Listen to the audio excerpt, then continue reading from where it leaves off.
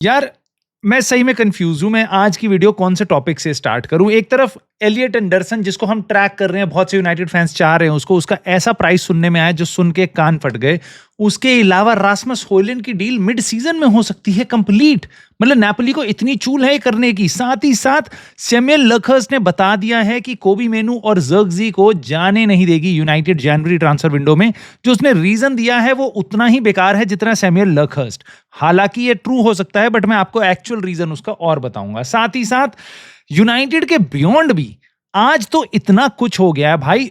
Xavi Alonso real Madrid का coach और विनी junior के बीच में कुछ हुआ है जो डिस्कस करना बिल्कुल बनता है। साथ ही साथ भाई मैनेजर वर्ल्ड में जो दो बड़े नाम हिले हैं बड़े क्लब्स से, उनको डिस्कस करना बनता है। सो काफी कुछ होगा इस वीडियो में। जिस भी ऑर्डर में डिस्कस करूं ध्यान से सुनना, अपने कमेंट से थॉट्स बताना उन टॉपिक्स पे। साथ ही साथ अपना सपोर्ट दिखा सकते हो लाइक, सब्सक्राइब और हाइप करके छोटे से कंटेंट क्रिएटर को। सो दोस्तों हम स्टार्ट करते हैं वीडियो आई वुड से तड़ाके वाली न्यूज से। सो विनी जूनियर जावी अलोंसो के साथ थोड़ा सा बीफ हुआ। उसका हुआ क्या कि आपने देखा ही होगा मोस्ट लाइकली कि एल क्लासिको में उसको सब्स्टिट्यूट कर दिया गया। मैं भी खुद शॉक था भाई, विनी जूनियर इतना इनक्रेडिबल खेल रहा है तो उसको नहीं हटाना चाहिए। बट इन एनी केस भाई मैनेजर बाप होता है और विनी जूनियर को उसने हटाया। विनी जूनियर चला गया सीधा ड्रेसिंग रूम में नखरे दिखाता हुआ, मैनेजर से भी नहीं मिल रहा है और बहुत ही गंदी शक्ल बना के वो नीचे चला गया। प्लेयर्स उसको पकड़ के लाए वापस, बाद में एंड में लड़ाई में भी वो बीच में इन्वॉल्व हो गया था।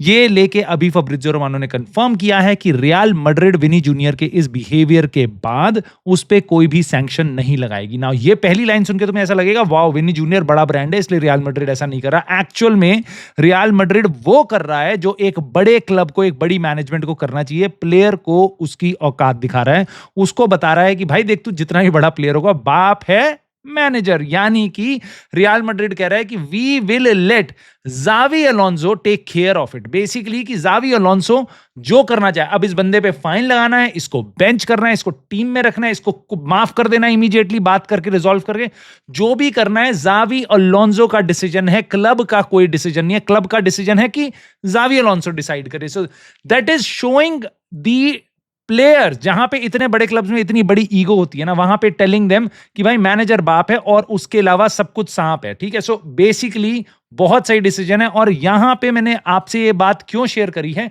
क्योंकि कुछ दिन पहले मेरे को बड़ा बुरा लगा था जब मैंने ये भी सुना था कि हमारी मैनेजमेंट के लोग कुछ जाके प्लेयर से बात कर रहे हैं, उनको कैसा लग रहा है। ये मैं बिल्कुल नहीं चाहता। आई होप वो न्यूज ट्रू नहीं थी बट इन एनी केस भाई प्लेयर और मैनेजमेंट नहीं होना चाहिए। मैनेजमेंट और मैनेजर और प्लेयर, इर्रिस्पेक्टिव ऑफ तुम पे जितना भी बड़ा प्लेयर है, manager has to be the only focal point जहां पे प्लेयर्स जा सकते हैं या जो प्लेयर्स को डिसाइड करके बता सकता है। Now talking about the player जो हम लाने वाले हैं, एलियट एंडरसन एक नाम है जो यूनाइटेड फैंस की जुबान पे है और बहुत से और नाम है। बलेबा भी था, उसके अलावा वॉटन भी है, जो बहुत सारे नाम हैं। देखो ये तीन नाम ऐसे थे जिनको लोग कह रहे थे कि भाई इन तीनों में से कोई भी ले आओ, और तीनों के तीनों की ऐसी एक्सपेक्टेशन थी कि पैसा ज्यादा है but English Premier League proven है, यंग हैं तीनों के तीनों भाई, 22 साल के लड़के हैं बलेबा, वॉटन और एलियट एंडरसन। बट धीरे धीरे भाई मेरे दिमाग में क्लैरिटी आती जा रही है मैं किस प्लेयर को चाह रहा हूं। मैं आपको रीजन भी बताऊंगा उसका क्यों। इन तीनों में से आप मुझे पलट के अपना रीजन बताना किसको आप चाहते हो, कौन यूनाइटेड में सूट करेगा। ना सबसे इंपॉर्टेंटली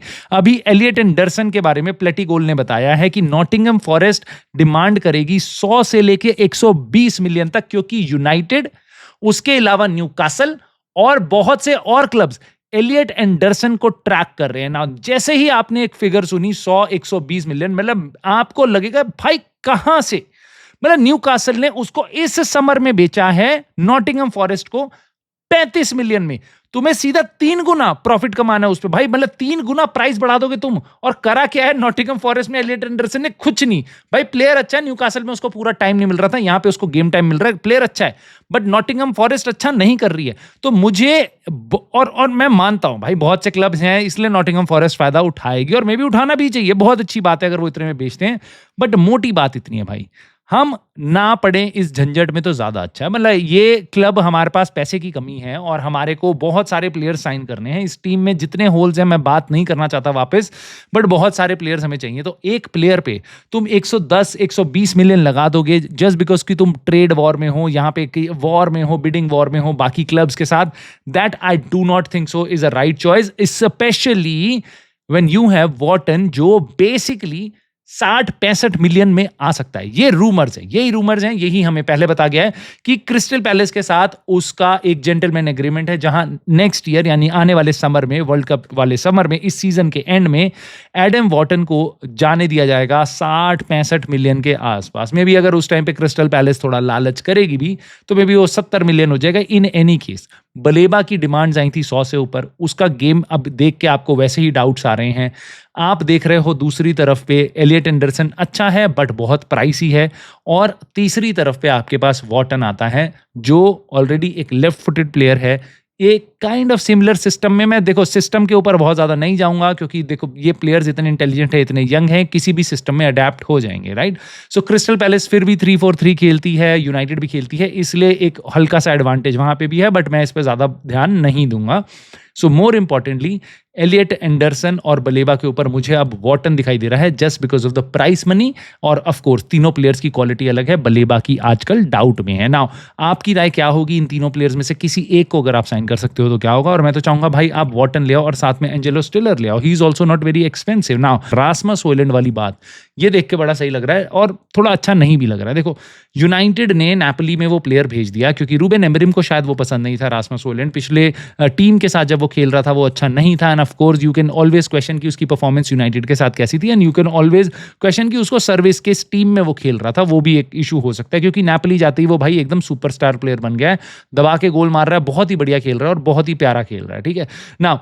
नेपोली अब ईगर है इस डील को क्लोज करने के लिए, हालांकि वो समर में जाके भी ये कर सकती है, which I think any club would do, कि भाई देखो हमारे पास एग्रीमेंट है कि हम इस प्लेयर को साइन कर सकते हैं 44 मिलियन यूरोज में, तो हम यूनाइटेड के साथ ये डील मई में कर सकते हैं, अप्रैल में कर सकते हैं, बाद में कर सकते हैं।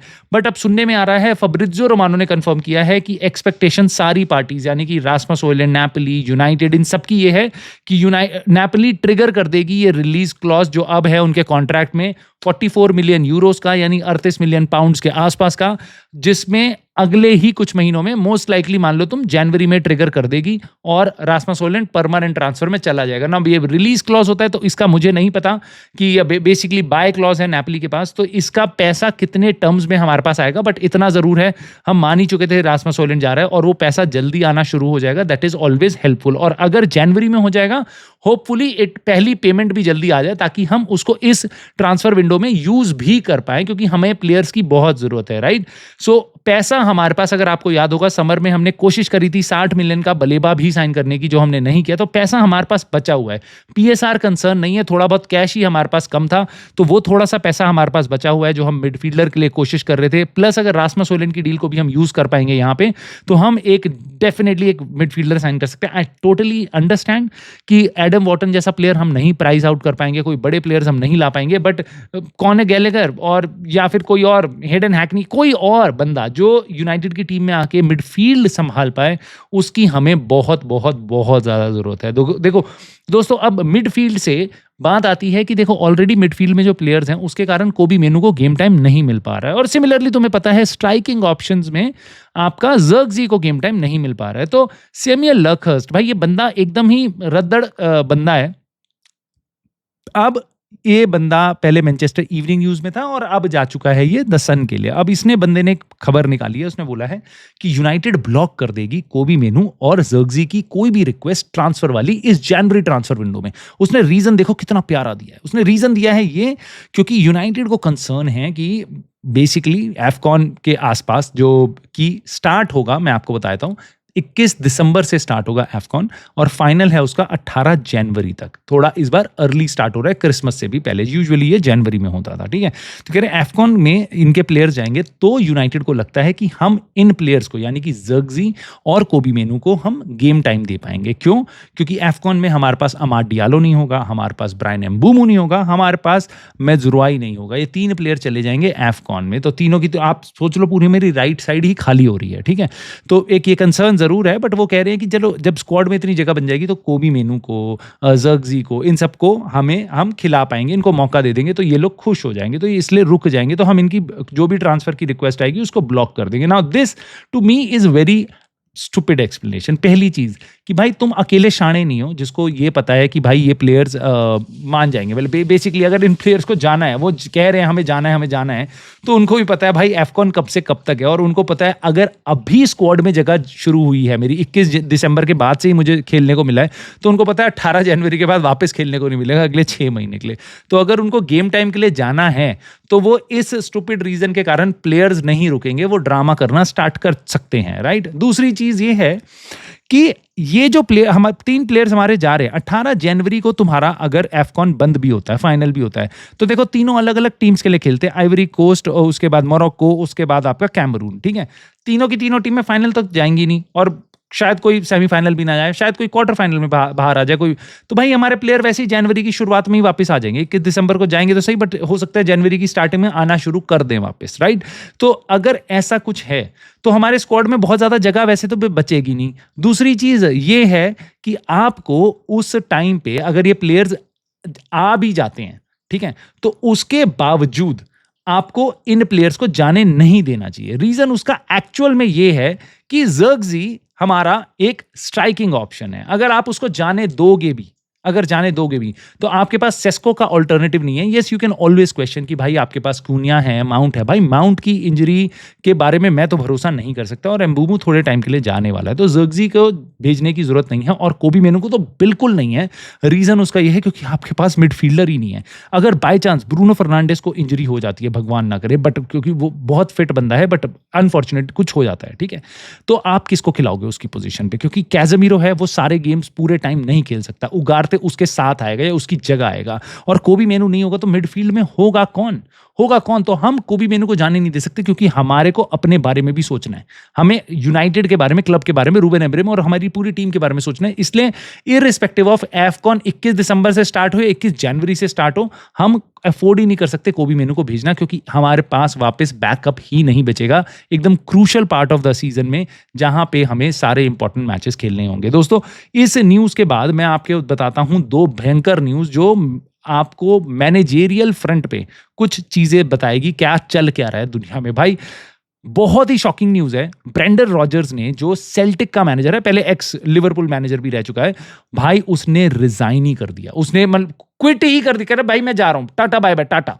उसके बाद मैं सोच रहा हूं भाई ये जा क्यों रहा है सेल्टिक से, वो सेकंड है लीग में, it's not that they are 18th और they 10th, right, they are just second in the league, और उसने रिजाइन कर दिया। भाई मेरे को लग रहा है पूरा का पूरा बवाल है इसका मैनेजमेंट के साथ। दिस इज नथिंग अबाउट कि टीम अच्छा नहीं कर रही, ऐसा कुछ नहीं है यहां पे, क्योंकि उसके बाद जो उनका मेजॉरिटी स्टेक होल्डर है सेल्टिक का, डेरमोट डॉसमंड, उसने डेसमंड ने आके बोल दिया है, his words and actions have been divisive, misleading and self serving, they have contributed to a toxic atmosphere. भाई कौन सी मैनेजमेंट है जो अपने जाते हुए मैनेजर के बारे में ऐसी लाइन बोलती है? तुम मुझे बताओ, और मुझे बताओ ये धमाकेदार खबर है या नहीं है। मेरे को तो बिल्कुल लगी भाई, ये कितना ड्रामा हुआ है यहाँ पे सेल्टिक में। मैनेजर सैक नहीं हो रहा, मैनेजर पैसा अपना छोड़ के, सब नौकरी छोड़ के जा रहा है, पहले तो क्विट कर रहा है, और उसके बाद तुम्हारा जो स्टेक होल्डर, जो सबसे मेजॉरिटी शेयर होल्डर है, वो आके उसके बारे में इतनी बुरी बातें बोल रहा है। So there is lot of drama that जो वहां पे पीछे सीन में हुआ है, और मुझे लगता है इसके कारण उसने छोड़ा है। और दूसरी तरफ एक ऐसा इंसिडेंस हुआ है जो मैं बिल्कुल डरता था यूनाइटेड के यहाँ ऐसा ना हो, और मुझे यूनाइटेड की अप्रोच में भी यही कमियां लगती हैं कि साला पैसा बचाने के लिए ना तुम कॉम्प्रोमाइज नहीं कर सकते क्वालिटी पे। देखो अब यूवेंटस ने क्या किया, थिएगो मोटा को लेके आए, उन्होंने बहुत सारा पैसा लगाया, सब कुछ किया, थिएगो मोटा नहीं चला, उसको बीच में सीजन में, पिछले सीजन के एंड तक आते आते उसको भेज दिया। इगोर ट्यूडोर करके एक मैनेजर वो हायर करके लाए, इंटरिम मैनेजर, जो 3-4 महीने के लिए रहेगा। सीजन के एंड में जब वो चले गए अपना वर्ल्ड कप वगैरह भी खेलने, सब कुछ करने चले गए, सब बढ़िया बढ़िया बढ़िया। अब यूवेंटस ने बोला 2 ऑप्शन थे उनके पास, या तो वो वही इंटरिम मैनेजर इगोर ट्यूडोर को रख लें, और वो किसी भी हालत में आने को तैयार था, कह रहा है कि कोई प्लेयर मत दो, मैं तब भी आ जाऊंगा, मेरे को मैनेजर मैनेजर बना दो, बस ये वाला सीन था उसका, मेरे को परमानेंट कर दो। उन्होंने वो ऑप्शन चूज किया। दूसरा ऑप्शन था उन पे रॉबर्टो मांचीनी, और मांचीनी अगर आता, जो पुराना मैन सिटी का भी आपका मैनेजर रह चुका है, अगर मांचीनी आता तो मांचीनी उनको बोल रहा था कि भैया मेरे को गारंटी चाहिए प्लेयर्स की, अगर मैं तभी साइन करूंगा जब आप मुझे बताओगे आप कितने समर में प्लेयर ला रहे हो, क्योंकि मेरे को इस टीम में ये कमियां हैं। तो एक मैनेजर डिमांड के साथ आ रहा था और एक मैनेजर हाथ जोड़ के खड़ा था कि भैया जो भी करोगे मैनेजमेंट, पैसे वैसे मत भी लगाओ, मैं आ जाऊंगा एज अ मैनेजर बनना। और यूवेंटस की टीम ने, यूवेंटस की मैनेजमेंट ने चूज किया ये वाला मैनेजर इगोर ट्यूडोर, मंचीनी को इग्नोर किया, क्योंकि उनको कोई भी बेसिकली डिमांड नहीं दे रहा था ये वाला मैनेजर। और अब क्या हुआ है, उस मैनेजर को आज सैक कर दिया गया है और अब वापस ये ढूंढ रहे हैं नया मैनेजर। सो भाई एक कहावत है और एक तरीका होता है चीजों को करने का, by right thing one time, ठीक है, या खराब चीज तुम बार बार लेके बदलते रहो, ठीक है। सो मुझे लगता है ये एक काइंड ऑफ अ लेसन है जो मैं चाहूंगा यूनाइटेड भी इसी अप्रोच के साथ चले, ताकि हम एक बार साइन करो, जैसे आर्सेनल ने डेक्लन राइस साइन किया, बड़े पैसे में साइन किया, but then now sorted, boom, अगले 5-10 साल सॉर्टेड हो, तुम हर सीजन मिडफील्डर नहीं चेंज कर रहे हो। हमने क्या किया, हम कभी फ्रेड ला रहे हैं, हम कभी कुछ और ला रहे हैं, फिर कुछ और ला रहे हैं, हम 50-50 40-40 मिलियन के अपने प्लेयर्स लाते रहे और हर बार उनको चेंज करते रहे, अब उगाड़ते भी पसंद नहीं आ रहा। सो मेरे हिसाब से भाई go big, go in one position and set it up for next many years. High chances कि वो चल जाएगी, कुछ केसेस में वो नहीं भी चलेगी, but in any case I am happy कि कम से कम हमारा मैनेजर सही चल रहा है। बट आपकी राय जाननी बहुत जरूरी है, सो कमेंट करके अपने थॉट्स इन टॉपिक्स पे जरूर बताना। एंडरसन, बलेबा और वॉटन, इनमें से आपकी क्या चॉइस है? रासमस होलैंड की डील को सुन के कैसा लग रहा है? साथ ही साथ कोबी मेनू जर्गजी, क्या किसी को भी हम जाने देना अफोर्ड कर सकते हैं और किसको? कमेंट करके मेरे को जरूर बताना। I will see you soon in the very next video.